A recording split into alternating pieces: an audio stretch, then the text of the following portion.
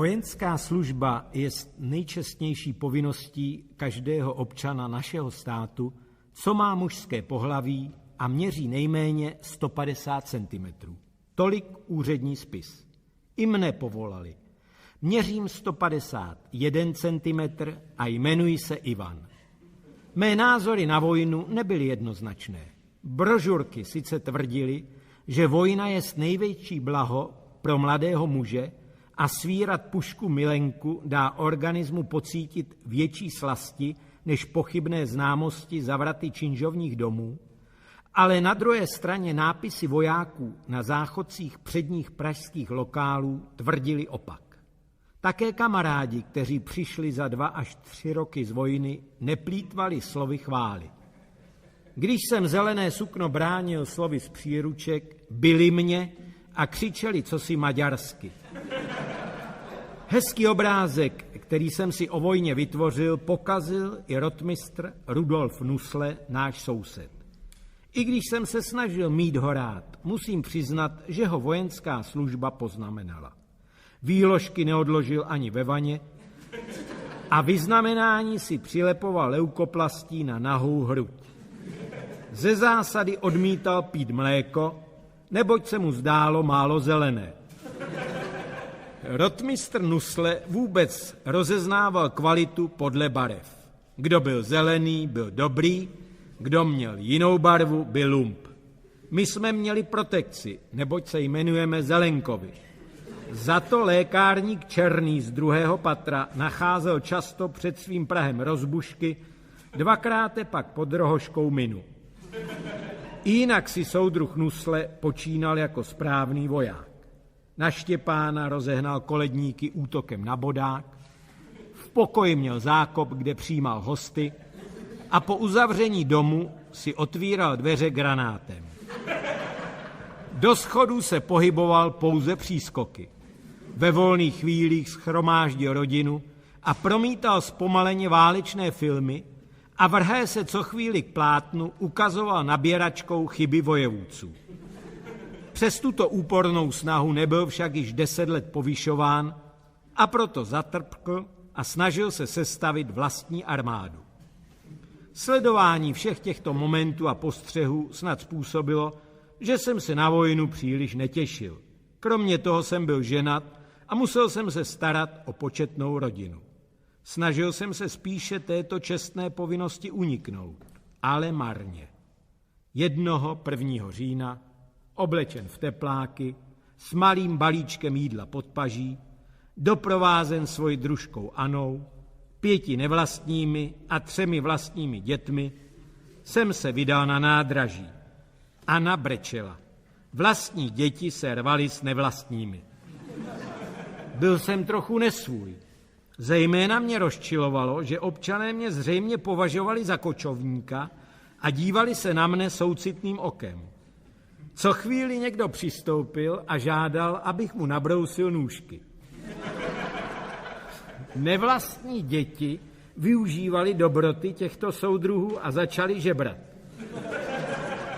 Anna spínala ruce ke kolem jdoucím mužům a svěřovala se. Jede na vojnu, běda. Teď budu ve svém bytě ve Vladislavově ulici číslo 2, 4. patro, telefon 224 682, úplně sama. Někteří z pánů se zastavili, zapsali adresu a slíbili, že rádi vypomohou v udržování domácnosti. Jen se přimlouvali, aby Anna dala děti k babičce. Jeden pán dokonce slíbil pomoc hned ten den večer. Měl jsem v očích slzy štěstí. Teď už jsem z vojny strach neměl. 2 roky utečou, přijdu, bude mi 21 a máme život před sebou. A skutečně, vojenská služba nebyla tak zlá. I vyznamenání jsem získal. A nových věcí, co jsem poznal. Mýdlo, příbor, ručník, denní styk s muži, rádio, televizi, pyžamo a vězení. Pravda, dostal jsem sice několik anonymních dopisů, že Anina láska ke mně není stálá, ale znám ty závistivce, co boří mladá manželství a byl jsem klidný. Vracel jsem se domů dokonce hrdě. Neprohýřil si 2 roky, Ivane.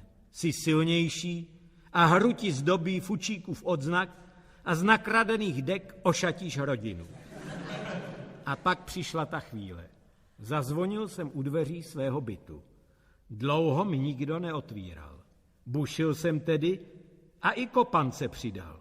Jakýsi muž odkryl špehírku a zvolal: Zmiz, dnes pomáhám já. Děkuji, řekl jsem, ale již nepotřebuji, vracím se z vojny. To je jiná, pravil muž, i když jdete poněkud nevhod. Račte si převzít inventář. Hledání s Anou bylo radostné jako vždy a večer jsme si došli pro děti. Přepočetl jsem nevlastní. Bylo jich 7. Ty mne ale tolik nezajímají. Mé vlastní byly pořád jen 3. A já jsem rád, že mi Anna byla po celou vojnu věrná.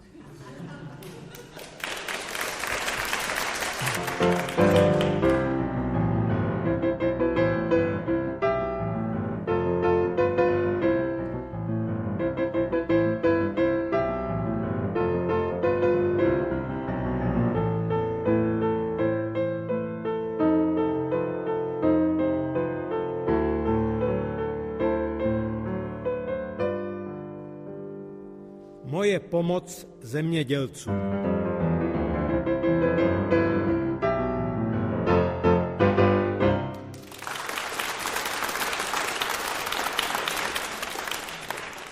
Noviny čítám zřídka kdy, ale přesto jsem se v polovině prosince dověděl z denního tisku, že v New Yorku jsou stávky a v českých krajích je ještě polovina brambor na poli. Druhou zprávou jsem byl zneklidněn poněkud více a běžel jsem k rodičům prodiskutovat, cože se to vlastně děje. Ničeho se neboj, synku, řekl mi otec. My nouzi mít nebudeme, máme ještě zásoby z únory. To není svazácký postoj, oče, rozčil jsem se. Dobrá, my máme zásoby, díky tobě, křečku, ale co ostatní? Nebylo by lépe brambory vykopat a z vlastních zdrojů bohatství na stůl prostřít? To je nápad, jásal otec nad mou uvědomělostí. Jdi se přihlásit na Národní výbor, hlubče, a tam ti poradí, od kterého konce Čech máš začít brambory vybírat. A co ty, tatínku, nepůjdeš pomoci? Udal jsem strýčka, že vzal na byt albánského studenta, udám i tebe. Já své alibi mám, řekl otec, jedu na řípu. Ta také ještě je na poli, divil jsem se. Ne, ta ještě není zaseta, prohlásil otec. Druhý den jsem se šel ráno přihlásit na brigádu. Referent pro brigády v kanceláři číslo 6, soudruh Václav Tuba, kterého se mi podařilo v celkem krátké době vzbudit z tvrdého spánku s voláním padla, se na mě rozkřičel, že odvod branců je opatro výš, abych nerušil pracujícího, když přemýšlí, a zmizel. Podložil si opět po tvář kopce agitačních letáků s nápisem po práci na brigádu, po brigádě do práce a usnul. Znovu jsem zakřičel padla a vyložil jsem referentovi, že se jdu přihlásit dobrovolně na práci do zemědělství. Soudruh Václav Tuba se několikrát štípl do tváře, pak vytáhl ze zásuvky rum, dlouze se napil a vyzval mě, abych mu to řekl ještě jednou. Opakoval jsem svoji žádost. Soudruh Tuba se rozplakal dojetím, vzal mě kolem ramen a svěřil se mi, že dobrovolníka nepamatuje od roku 1950. Náhle odskočil a zřejmě ke mně pojal nedůvěru, neboť se začal vyptávat, zda jsem něco neukradl, zda jsem nesesmilnil nebo nepožádal manželky soudruha svého o tu věc a neprchám před odpovědností. Až když jsem mu ukázal svazáckou legitimaci, uvěřil mi a poskytl instrukce. Cestu si musím uhradit sám, stravu si mám vzít vlastní, neboť zemědělec nemá na rozhazování a ubytování bude nejlepší ve stanu. To mě trošku zarazilo a podotkl jsem, že je prosinec. Pravda, vyštěkl referent. Postavíte si tedy iglu. Později jsem referentovi, který mě doprovodil na chodbu, poděkoval a ten si zašel pro prémie, že získal pracovní sílu. Do určeného družstva, které neslo název Poručíme větru dešti, jsem dorazil druhý den k večeru. Předseda družstva mě uvítal solí. Chléb nesehnal. Vyněl jsem tedy svůj, ale to byla zřejmě chyba, protože v tom okamžiku se vrhli družstevníci na můj ruksak a porvali se o mé zásoby. Pak mě ještě chvíli šacovali a sebrali mi žvíkačku, kterou dali kolovat, neboť hospodařili od roku 1948 společně. Poprosil jsem předsedu, zda by mě neprovedl družstvem a neukázal dobytek. Dobytek jsme pobili, řekl předseda, abychom vyrovnali rozdíl mezi rostlinnou a živočišnou výrobou. Ale když budeš hodný, soudruhu, a budeš pěkně pracovat, ukážeme ti muzeum, kde máme vycpanou krávu a kulaka, který bránil. Předsedův synek Józa mě zavedl domů a ustlal mi lože z pytlů.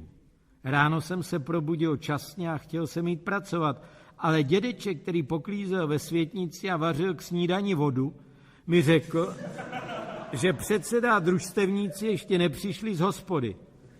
Mám na ně počkat? Zeptal jsem se. Můžete, řekl dědeček a přisolil vodu. Ale asi půjdou spát. Proč? Vyzvídal jsem. Aby byli svěží, večer jdou do hospody. Rozhodl jsem se tedy, že půjdu pracovat sám. Dědeček mě ochotně vyprovodil na pole. Zdálo se mi, že je to spíše lesík, ale dědeček mi vysvětlil, že letos nebyl čas na okopávání, protože se hodně manifestovalo. Obcházel jsem silné stromky a hledal brambory, které bych rád házel do připraveného koše. Skutečně jsem 2 našel. Musím se přiznat, že jsem je i snědl, neboť teplá solená voda ráno mě příliš nezasytila. Pak jsem našel ještě 3. Chtěl jsem je také zhltnout, ale ovládl jsem se, neboť mi bylo jasné, že bych nepříznivě ovlivnil výnos hektaru a poškodil tak pilného družstevníka. Odpoledne mě našel na poli předseda. Když uviděl v koši 3 brambory, velmi se podivil a ptal se, jestli jsem je skutečně vyoral, nebo jestli jsou z Prahy. A řekl jsem hrdě, že jsem je vyoral. Sláva, zaradoval se předseda, přeci se urodilo. Pak vzal brambory, 1 rychle snědl a 2 uschoval pod kazajku. Z jeho trhavé řeči jsem dále vyrozuměl, že mám zanechat práce a jít do vesnice připravit se na večerní besedu na téma agrese ve Vietnamu způsobila, že naše brambory jsou ještě v zemi. Beseda se konala, jako asi všechny přední akce, v hospodě.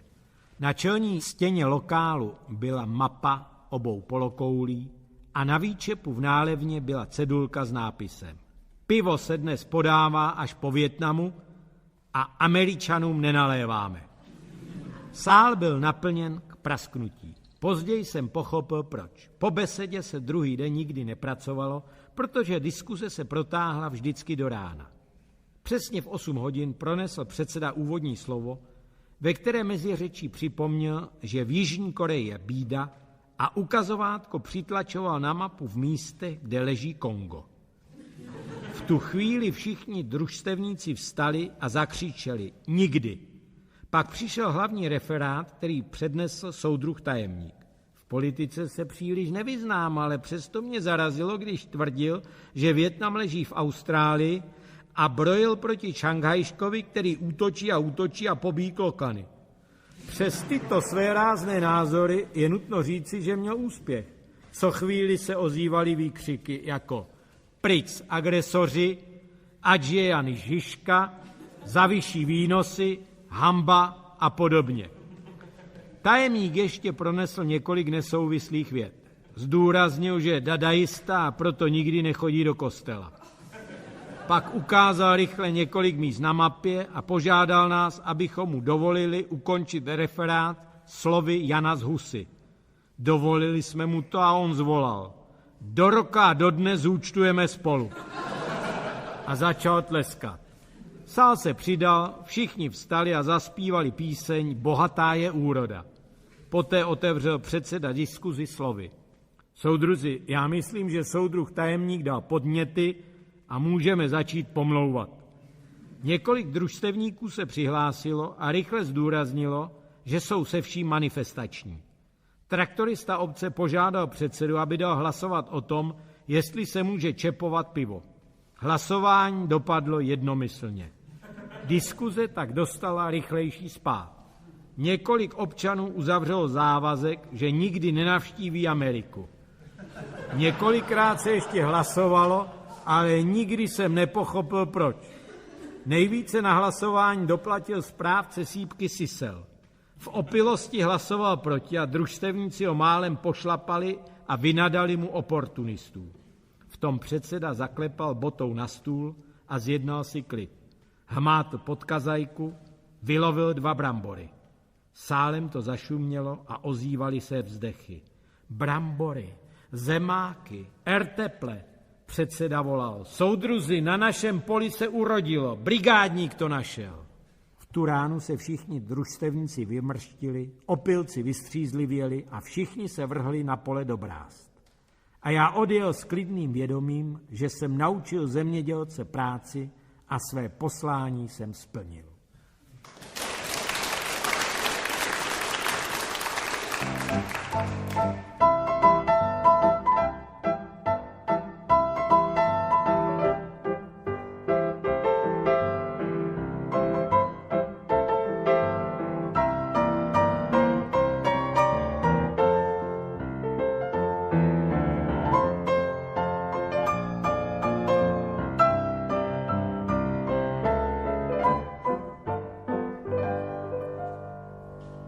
Přestupek bratra Vildy.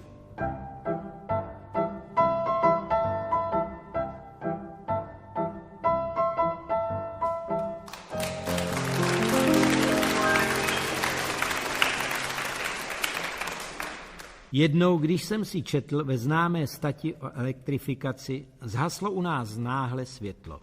Otec, který se domnívá, že rozumí elektřině, neboť ho kdysi požádal řidič tramvaje, aby mu nasadil kladku, se vrhl k pojistkám. U nás to není, prohlásil potom. Asi někde na křižovatce uvízla tramvaj a vyrazil do ulic. Přestože se vrátil domů s rukama rozedřenýma od nasazování kladek, světlo stále nesvítilo. Tomu nerozumím, hloubal. Asi někde jsem špatně nasadil kolečko do drážky a odešel ke zpovědi, neboť to považoval za hřích. Všichni ostatní jsme nadávali. Bratr Vilda dokonce napadl maminku a vyčítal jí, že vyhodila o železné neděli petrolejku. Tak rozsvíťte svíčky, přimlouval se dědeček. Sice to kazí oči, ale za to nespadnu už po 3. do příborníku. Jenom nechte tmu, volala slepá babička. Aspoň jsme si všichni rovni. Dobře, dobře, babičko, necháme tmu, řekl bratr a rozsvítil svíčky. Babička si libovala, jak jsme si rovni. Domácí práce se při svitu pomalu uklidňovaly. Asi za hodinu se vrátil otec. Ano, svíčky dohořívají. Nevadí, mám další, pyšnil se tatínek. Otočil jsem jich pár v kostele během zpovědi. Na celou příhodu se světlem bychom zřejmě brzy zapomněli, avšak na otci se začaly projevovat známky nervozity a byl zamyšlenější než dříve. Jeho podivnictví se stupňovalo, když několikrát zhasl plyn, netekla voda, pak zase tekla, ale po schodišti a znovu zhaslo světlo. Nechápu to, nechal se slyšet otec jednoho dne při večeři. V novinách čtu, že plány se plní, dělníci pracují s nadšením, delegace opět setrvávají v delších srdečných rozhovorech a přesto nám nesvítí světlo, neteče voda a nejde plyn. Přiznávám se, pokračoval otec, že i já jsem zpočátku podlehl panikářským tendencím, proto jsem byl v poslední době tak zamyšlený, ale pak jsem na to přišel, kde je pes zakopán. Žijeme v nové době, děti. V nové době, ale ve starém domě. V domě, který soukromý architekt podvodně projektoval, kořistnický stavitel z nekvalitního materiálu vystavěl a zazobaný domácí pán za přemrštěné ceny pronajímal. Divíte se ještě, proč zde dnes neteče voda, nesvítí světlo a nejde plyn? Otec se na nás vítězně podíval. Také maminka se nadmula pýchou. Bratr Vilda však otcem tak nadšen nebyl. Dům je přeci pěkný, odporoval, mramorem obložený, střecha dvojitá, kliky mosazné. Podívej se, chlapče, otočil se na Viléma otec. To je právě ta jejich taktika. Navrch huj a vespod fuj. Řešení je jen jedno, pokračoval otec hlasem, který nesnesl námitek. Najít hlupáka, který je ochoten opustit novostavbu a rychle s ním náš brloch vyměnit. Na náš inzerát odpovědělo asi 6 000 hlupáků, což si otec sice nedovedl vysvětlit, ale příští týden jsme se stěhovali. Poslední ráno ve starém bytě nás zastihlo ve veselé náladě. Zpívali jsme, žertovali na účet smutného bratra Vildy, který se s bytem nerad loučil a plakal u krbu. Když ho otec kamarádsky pobídl k odchodu do nového bydliště písní Poleď ptáčku k paneláčku, jen se pokřižoval, jako by tušil něco zlého. Na sídliště jsme dorazili k večeru. Nábytek na místě bohužel ještě nebyl, protože stěhovací vůz zapadl do bahna. Prohlédli jsme si dům. Vilda poznamenal. Navrch, fuj, uvidíme, co bude vevnitř. U vchodu nás zastavil domovní důvěrník. Rodina Václava Mušky? Otázal se. Vidíš, Vildo, uvítání, sykl otec vítězně. Ano, rodina Václava Mušky, ohlásil pak hrdě.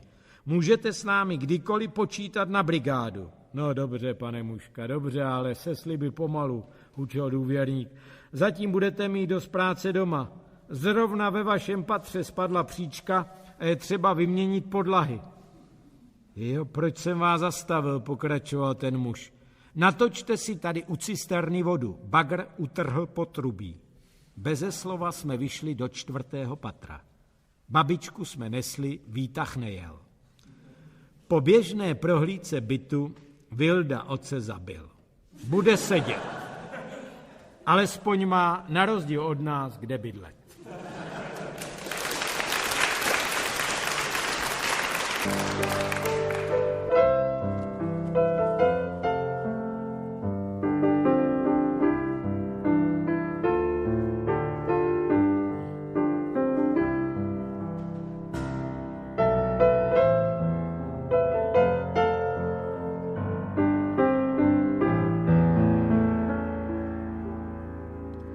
Bratrova svatba.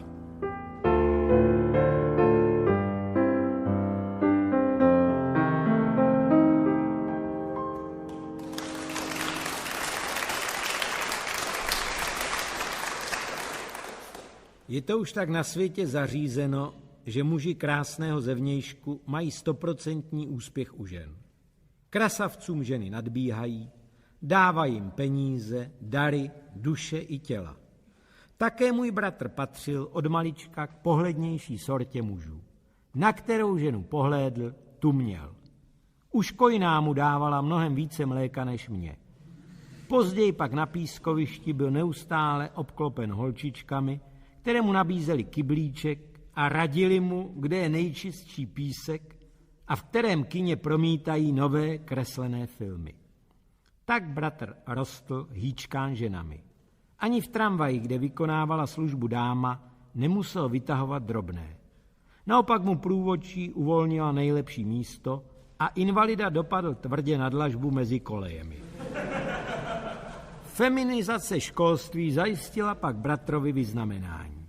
Učitelky mu odpouštěly úkoly a při zkoušení bratr kladl otázky a oni odpovídali.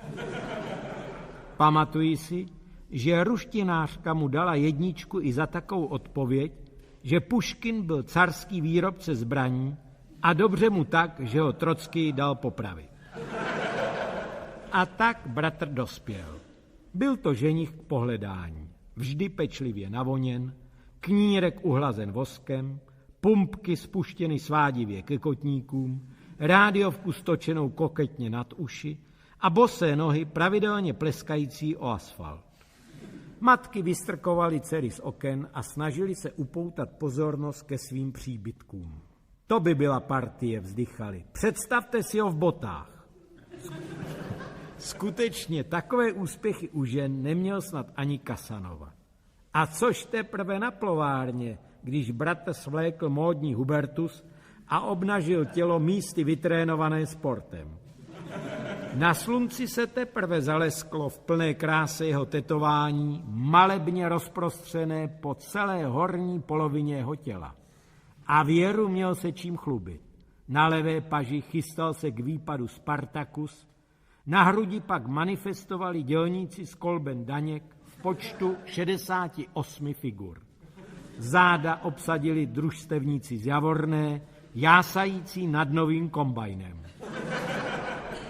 Tak kdy do toho konečně praštíš, otázal se jednou nevrle otec, když vyhodil ten den již 630. žadatelku o bratrovu fotografii. Já už tě odmítám živit. Stačí říct, pravil bratr. Stejně už bych si přál mít děti, abych si měl s kým hrát. Pak vyšel do večerní ulice a za 3 týdny byla svatba. Celá rodina se radovala, jenom já jsem bratrovi záviděl. Nevěsta byla, jak se patří, vše na svém místě, nic nechybělo. I věno měla.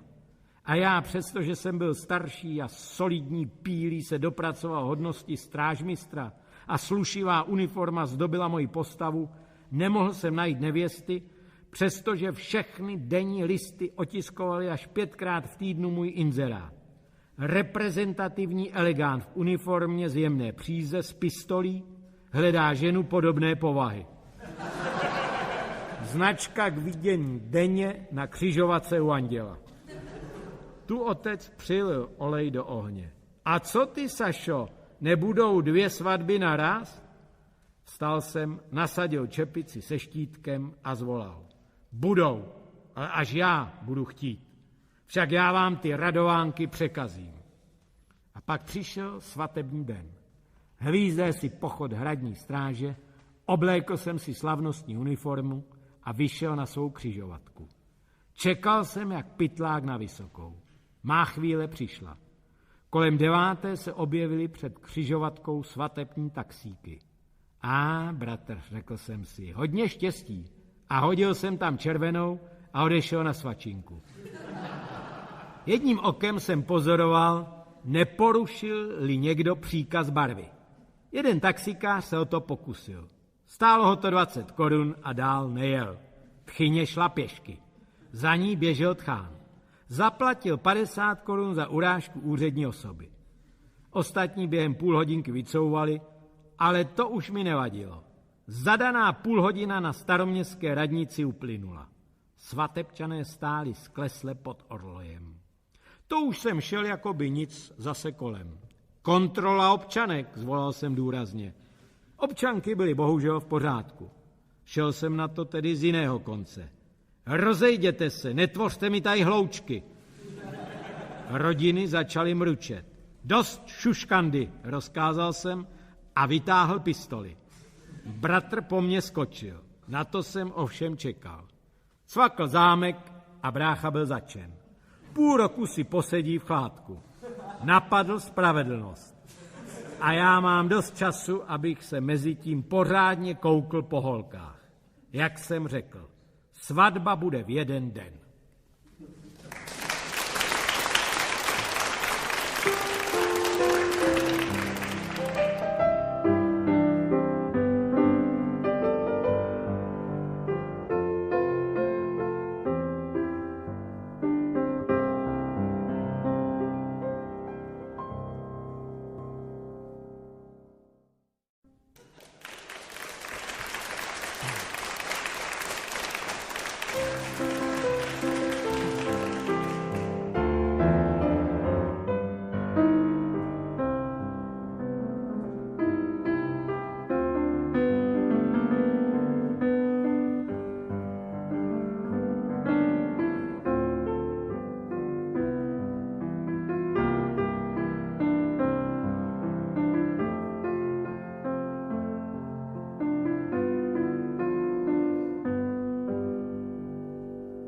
Exkurze do zoo.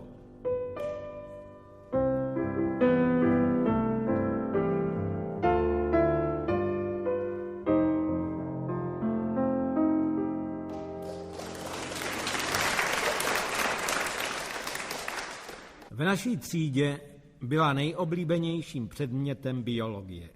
Její výuka měla ve škole svou tradici. Starší spolužáci nám vyprávěli o bývalém profesoru Lehnickém, který se na osnovy neohlížel a výklad omezoval jen na kreslené popisy ryb. Teprve inspektor prý objevil závažný fakt, že profesor Lehnický je němý a tudíž k výuce nezpůsobilý. Náhradu do konce roku ředitel nesehnal, neboť se proslýchalo, že v biologickém kabinetu straší.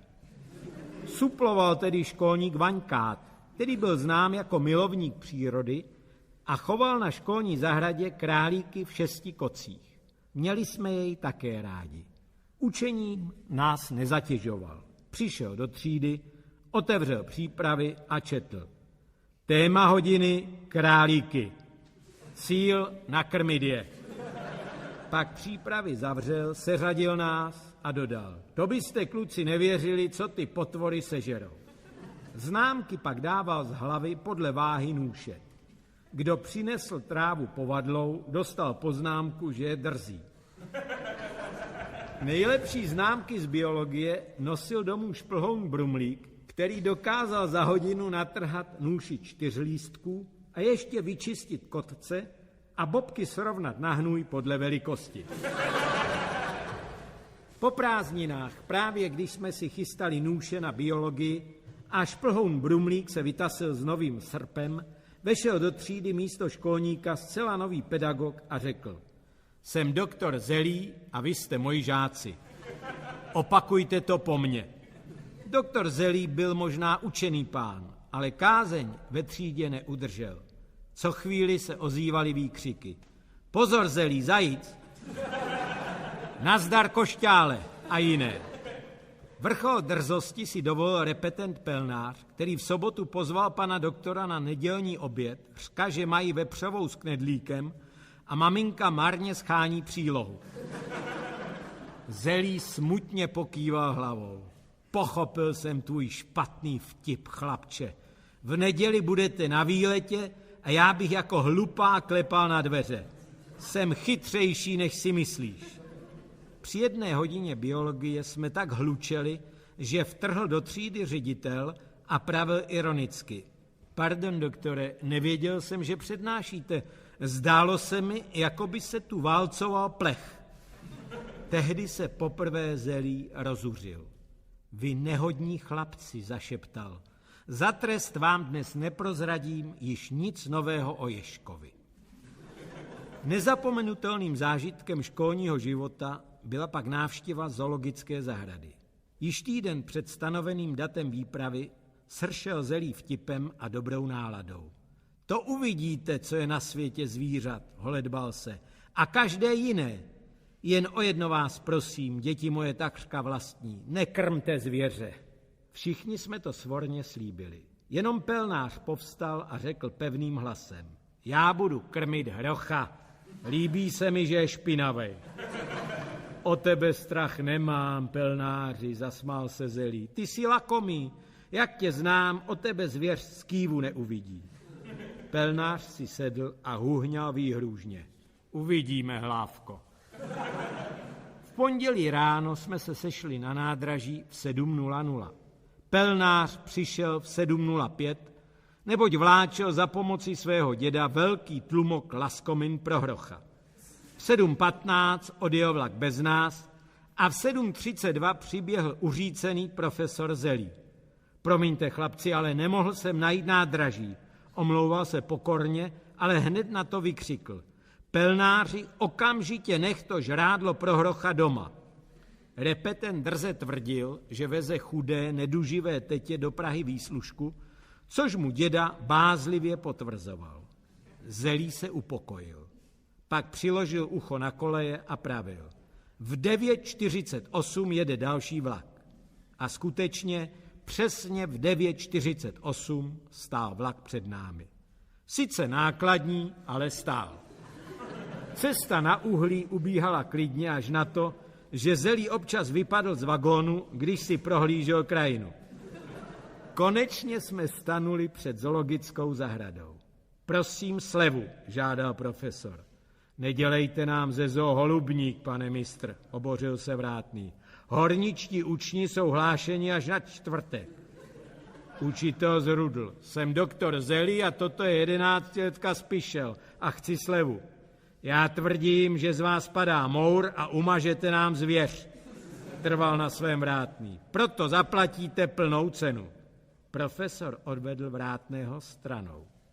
Nechci slevu zadarmo, pravil vychytrale a položil na stůl 100 korun. Vtrhli jsme do zahrady. Právě když učitel hledal cestu ke lvům, spatřili jsme 2 prchající zřízence a zaslechli křik. Zachraň se, kdo můžeš, hroch se utrhl. V tu ránu byl Zelí na stromě. Vím, co hroch dovede, všichni do lavic, končím exkurzi. Hledali jsme úkryty, kde se dalo. Většina nalezla útočiště v pavilonu opic. Chotečka Petr, syn krotitele, se schoval u tygra a strkal mu ve strachu před hrochem hlavu do tlamy. Nutno dodat, že otec neboštíků znal tento trik zřejmě lépe. Milovský Alois, tlouštík třídy, který k opicím nedofuněl, se ukryl u krajty. Pane profesore, volal, to je zajímavé, jak je ta užovka přítulná. Jak mě přátelsky obtáčí. Nadechni se, Milovský, volal Zelí zoufale, to je krajta. Pak zavřel oči a šeptal, vidíš, blbe, kdyby ses byl učil, hady jsme měli předminule. Náhle jsme si všimli, že jediný, kdo se neukryl, byl Pelnář. Stál na cestičce, pak přiložil ucho k zemi a volal. V 17:05 je tu hroch. Až v 05, divil se Zelí, to mohu ještě seskočit a rozplést Milovského. Sotva se však učitel dotkl země, byl tu hroch. O pár vteřin později už pedagoga vozil po zahradě. To byl špatný vtip, Pelnáři, volal doktor Zelí. Připrav si žákovskou knížku. Po 20 minutách dostihů však přestal Zelí zřejmě vnímat. Zakousl se hrochovi do kůže a již dávno neřídil jeho směr. Pelnář se zajíkal smíchy. Na to otevřel vak hrochových pochoutek. Tlustokožec zavětřil a zarel hlavu do pytle. Zelí se sesul k zemi a v leže Pelnářovi děkoval. Po chvíli přežraný hroch zjihl jako dítě a dokonce před Zelím panáčkoval. Pak se nechal klidně odvést do svého bazénku. Pelnář dostal od vedení zoo za odměnu náramkové hodinky a od té doby je s učitelem jedna ruka. Zelí chodí k Pelnářům na obědy a repetent má nad postelí list ze žákovské knížky s pochvalou. K záchraně profesora před zlým bůvolem neváhal obětovat výslužku pro chudou nemocnou tetu.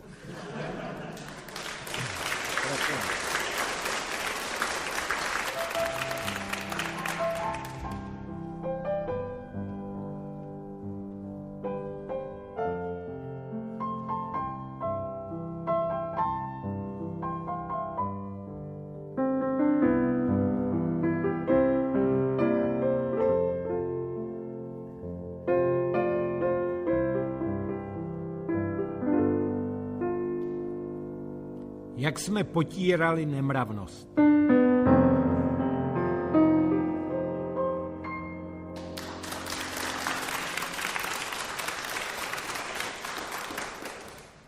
Statistika, kterou náš Národní výbor vždy koncem roku sestavuje, dopadla letos velmi neutěšeně.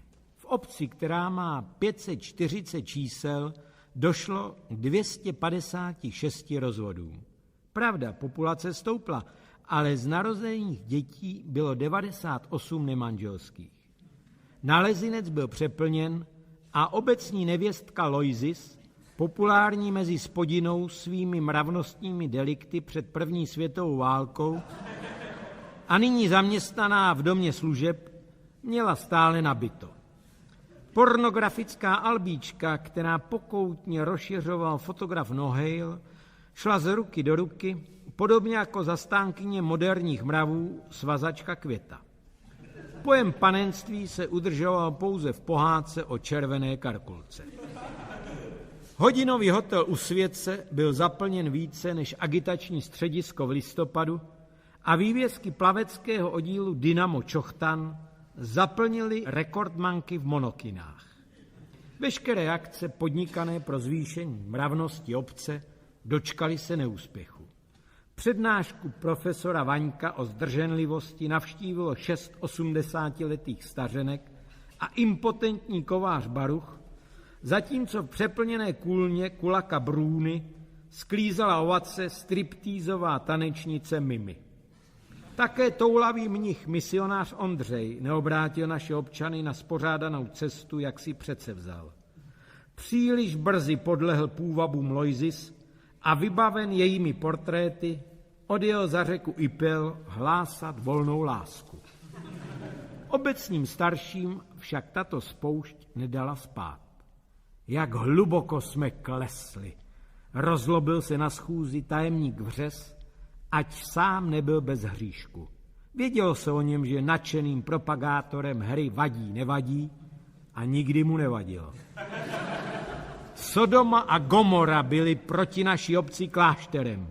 Tomu se udělá přítrž, vykřikl předseda Oslizlo a udeřil do židle tak silně, až mu z kapsy vypadl umatlaný balíček proslulých fotografií od Nohejla.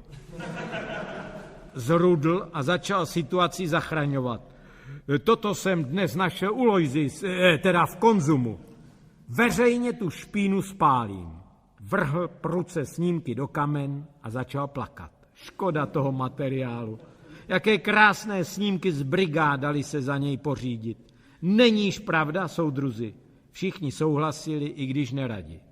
Pak předseda pokračoval. Máme tady návrh blokové čety číslo 6, kterou vede nám známý soudruh kovář Baruch. Navrhuje zřídit ligu proti smilstvu. Já hlasuji proti, řekl pokladník myslivec, muž delikátních kousků zvaný Kasanova. Nesmíme tu mládež postrašit, nebo se ukryje do komůrek a tam teprve vykvete semeno neřesti. Dokud činí ty nehezké věci veřejně na náměstí, či před krámkem, máme je na očích, ty zhýralce, a můžeme ji zasáhnout. Překročilo-li by to míru vkusu. Váš vkus nese všechno, rozčil se jeden z mála čestných občanů po nocní dílo. Ale kdybych já měl vyprávět své zážitky, než projdu rajon, nazvali byste mě sprosťákem. Jen vyprávej, soudruhu, i kreslit můžeš. Vybídl ho jednatel a chystal se poprvé za svou kariéru zapisovat. Hambou bych se propadl, řekl Ponocný. Ale chcete-li, pojďte se mnou. Výborný nápad, volali všichni. Alespoň viníky na místě potrestáme. Ponocný otroubil klekání a vyšli jsme do tmy. Nějak jsme se ale rozprchli a sešli se znovu až druhého dne na schůzi. Všichni vypadali sklesle, ale přeci jen odhlasovali, že věc musí vzít do rukou Baruch. Přijal naše usnesení zamračen a bylo na něm vidět, že mu blaho naší obce leží přímo v srdci. Na otázku, co učiní, odpověděl sebevědomě. Dá mládeži, co jej jest, knihy, Dvořákovu hudbu a běhy na dlouhé tratě. Tak jim vyženu z hlavy myšlenky na neřesti, že to ani nepoznají. To vše bude pod rouškou Československého svazu mládeže. Druhý den vyvěsil Baruch na kovárně skřínku, ve které oznamoval založení skupiny ČSM Modrá kovadlina. Zároveň vyhlásil písemně i v rozhlase závody v běhu maratonském, to jest 1206krát kolem kovárny bez zastávky. Pak pustil magnetofonový pásek se svazáckou písní, kterou sám složil. Zněla takto. Vše se u nás nyní změní, máme své svazácké dění. Proběhnem se 1206krát kolem kovárny a zaženeme myšlenky na sprosťárny. A refrén hola hý, Baruch je náš vedoucí. Nutno říci, že o celé akci se po obci mluvilo. Obecní rada s napětím čekala od soboty u startovní čáry, kolik Baruch získá závodníků. 5 minut před startem nestála na dráze ani noha. Marně Baruch reprodukoval na plné otáčky svoji masovou písničku a údery do kovadliny dával signál, že už je čas. Pak se stalo něco neočekávaného. Na startovní čáře zaujala běžeckou polohu Loisis, oblečená v modré tepláky. V tu ránu se startovní linie zaplnila k prasknutí. A když i svazačka Květa oblékla závodnické tílko, udeřil spokojený Baruch vší silou do kovadliny perlíkem a zaujal místo v občerstvovací stanici. Mlčky jsme mu tiskli ruce. Viděli jsme na vlastní oči, co to znamená citlivě pracovat s mládeží. Pravda, byly drobné organizační potíže, ale i ty dokázal Baruch, jeden z cvičenců na Maninách, jak se nám později přiznal, překonat. Po 5 hodinách běhu musel zkrátit trať o 3 kola, neboť občerstvovací stanice byla úplně vyjedena až na trochu šípkové marmelády. K večeru proběhl vítězně cílem fotograf Nohejl, těsně sledován lehkonohou Loisis. Baruch rozsvítil lampiony a postavil stupně vítězů. Pak rozdal ceny. Vítěz Nohejl dostal stříbrnou podkovu, kterou Baruch vykoval během závodu. Druhá Loisis obdržela knihu Jak se kalila ocel. A třetí v pořadí, starostův synek Oslizlo junior, přijal z Baruchových rukou lešetínského kováře. Spokojenost byla všeobecná. Ještě večer se konala v kovárně schůze nově zvoleného svazáckého výboru a v obci začal nový život. Příští neděle byla zasvěcena železu, týden na to se plnil Fučíkův odznak. A jednou za měsíc vždy Baruch pořádal hrátky mládeže a tehdy přimouřil oči a mládež si drobně zalumpačila. A když Baruch vystrojil Loisis a Nohejlovi první svazáckou svatbu, utrousil zamračením pokladník myslivec zvaný Kasanova před Národním výborem. Soudruzi, zapomeňme na mou minulost. Pak vzal rýč a nesměle zahájil akci Z. Po 2 hodinách se zahambeně otočil a s tváří plnou spokojenosti z vykonané práce dodal. A chcete-li mi udělat radost, říkejte mi prosím Timure.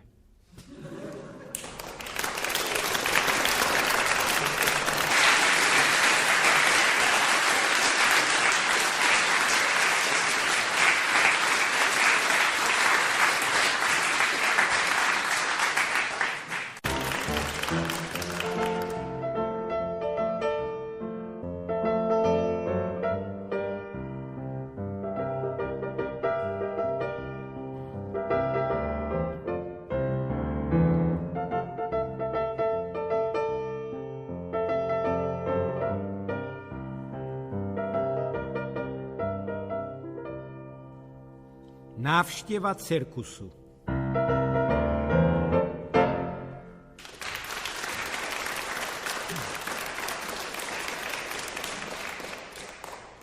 Naše rodina patřila již po několik generací ke smetánce města. Táta uměl číst, máma psát a snad proto se dali dohromady, aby rodili vzdělance. Přivedli nás na svět 7 a pečlivě dbali, abychom od malička nevynechali jediný kulturní podnik. Nás děti proto mrzelo, že jsme dosud, ač nejstarší z nás se měl za týden ženit, neviděli cirkus. Nesnad, že by do města nikdy nezavítal, ale náhoda tomu chtěla, že plakáty viděl vždy jen otec sám bez maminky a styděl se požádat kolem jdoucí, aby mu zapsali, kdy a kde se pořad koná. Až se na nás usmálo štěstí. Maminka dostala v práci za odměnu vstupenky pro celou rodinu a tatínek nám doma přečetl, že jsou právě do cirkusu a pojízdného zvěřince, a to na příští neděli. Radost nás dětí neznala mezí. Také na rodičích bylo vidět, že jsou s dárkem ROH navýsost spokojeni. Snad jen prvorozený bratr Čenda nezdílel naši radost, neboť si uvědomil, že návštěva cirkusu koliduje s termínem jeho svatby. Když nám to připomenul, všichni jsme zesmutněli a hleděli na tatínka, který jako hlava rodiny měl rozhodnout. Otec to postavil politicky. Svatba musí ustoupit, řekl po chvilce, neboť návštěva cirkusu je věcí kolektivu a navíc za ní stojí odbory. Koncem týdne vyrostl na kraji města plátěný stan. V klecích, které mimochodem nevypadaly nejpevněji, se tísnila zvířata a snědí chlapci v baringotkách dodali našemu městu cizokrajný ráz. Také noční život nabyl na zajímavosti. Půdky v hospodách byly na denním pořádku a lékárník Turma si kvůli krasojestkyni Agnes rozemlel do pribináčka krabičku algén. To přispělo k tomu, že o cirkusová představení byl mimořádný zájem a za lístek se dávalo pod rukou prý i celé sele. Proto si jen málo která rodina mohla dovolit navštívit cirkus v plném počtu. Obyčejně program shlédl jen jeden vyvolený šťastlivec a ještě v noci pak ostatním předváděl, co ve stanu viděl. Smůlu měli u Bártů, kde jako vyslance určil los silně krátkozrakého strýce Síbu a doma se pak museli spokojit pouze s představením zvuků a melodií cirkusové kapely.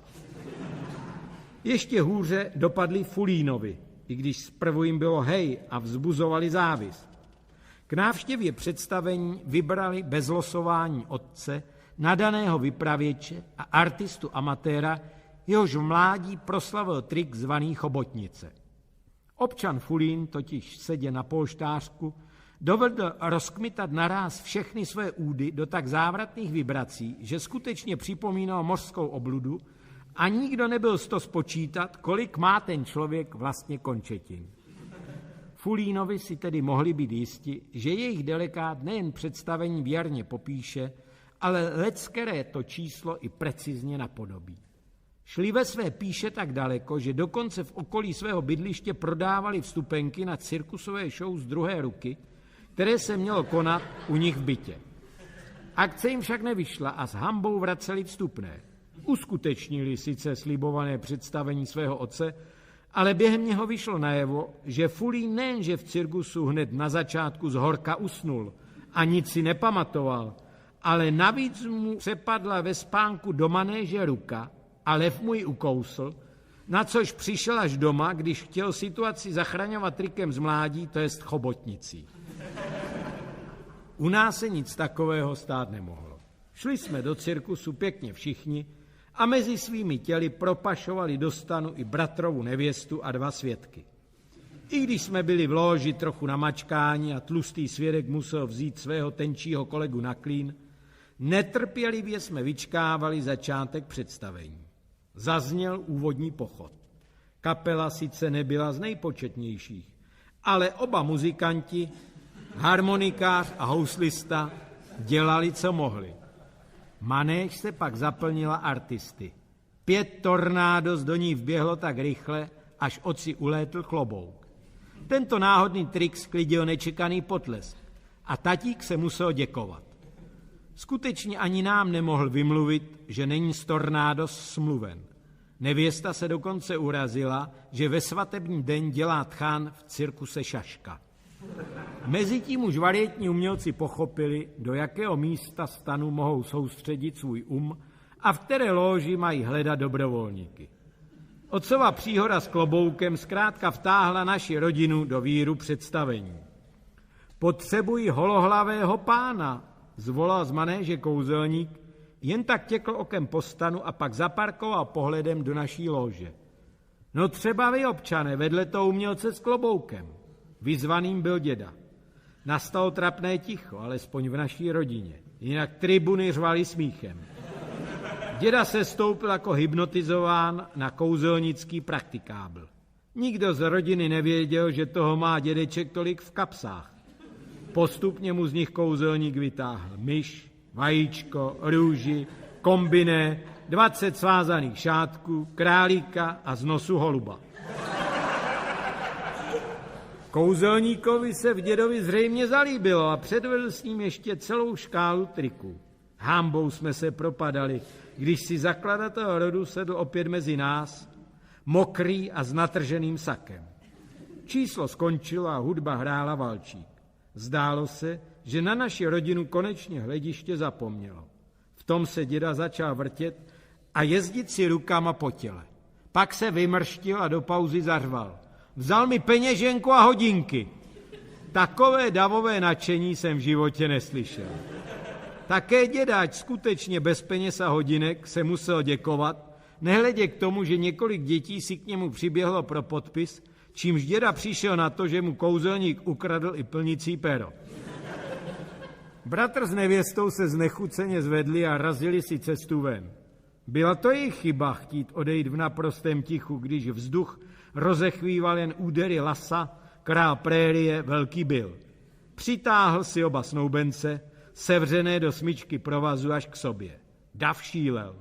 Otec, kterého okolí považovalo za našeho principála, přijímal gratulace. Mezitím již Bill obsekával nevěstu nožem. Bratr mu v tom chtěl zabránit, ale když mu král prérie začal střílet pod nohy, nezbývalo mu než řvát a hezky vysoko vyskakovat. Akcie naší rodiny šly znovu nahoru. Oba mladí sklidili větší potlesk než děda s otcem dohromady. Tak skvělou režii, kdy část komediantů je od začátku mezi lidmi v loži, to jsem ještě neviděl, poznamenal hlasitě jakýsi muž. Tlustý svědek ještě více zrudl, schodil kolegu s kolenou a křičel. Občané, všechno je trapný omyl, jsme slušná svatba. Lidem se v té chvíli nemohlo zdát nic vtipnějšího. Klaun, to je klaun, buráceli děti. Jdu si to s nimi vyřídit, chrčel svědek, vyhrnul si rukávy a vtrhl do manéže, bohužel právě v okamžiku, kdy napoleonský voják hledal do děla živý náboj.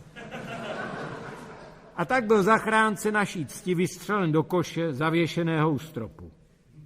Pak začala do pilin nastupovat zvířata. Konečně bude klid, odechli jsme si a pohodlně se uvelebili v lóži, neboť tlustý svědek měl své nové místo v koši. Zvěř a ptactvo defilovalo pomalu manéží. Byla to krásná podívaná, i když se nám zdálo podezřelé, že sloni na nás příliš často kývají choboty a žirafa mrká levým okem. Pak se to provalilo. Našemu utrpení neměl být prostě konec. Papoušek vypuštěný z voliéry ani chvíli nezaváhal, nejkratší cestou dolétl k našemu otci, sedl mu na hlavu, hladili křidélkem a volal. Meloun, meloun.